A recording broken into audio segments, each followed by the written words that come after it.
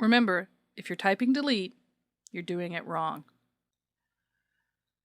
When you're designing your system, you have to understand who owns whom, who needs to keep who alive.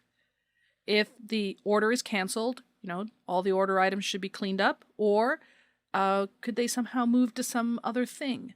If they could have an independent life, you code things one way. If they couldn't have an independent life, you code things another way. If I make a copy of an order, do I access the exact same order items, or do I want to make individual copies of those individual order items? It was always the case that we had to make these decisions. But when we were using raw pointers, we could kind of slither into it and not make those decisions until we ran into a bug.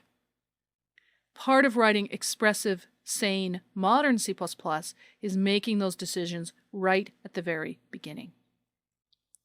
Then you choose a mechanism that tells anyone who reads what you're doing. I have a solid member variable of my class, like a standard string for someone's name. Your name has no independent existence. It's not an array of characters on the free store that has to be remembered to cleaned off the free store. It's a string, and it sits inside the person, and if we delete the person object, of course we delete their name. Duh. That's the most expressive thing you can say.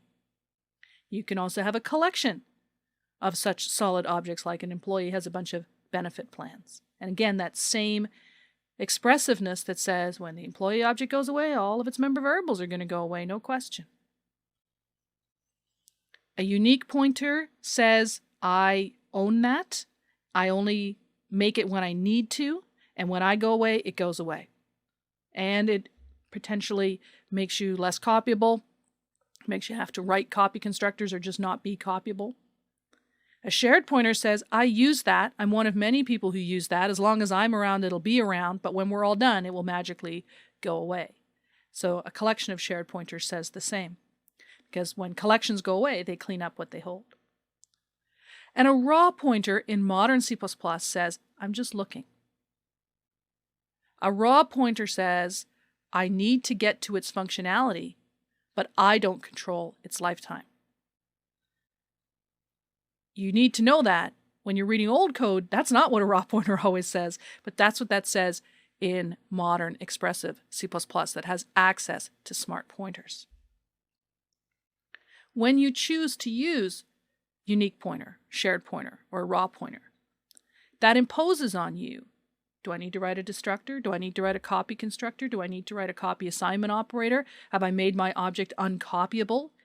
Should I, in fact, write private copy constructors and copy assignment operators in order to express to consumers of my object, don't try to copy me? Or should I actually implement them so that my object becomes copyable because it knows how to do a deep copy? There's a little work in that, but it's a different kind of work than remembering to call delete, and it produces code that is very clear about what it's for and what it does. And it produces code that does not leak. That's a good thing.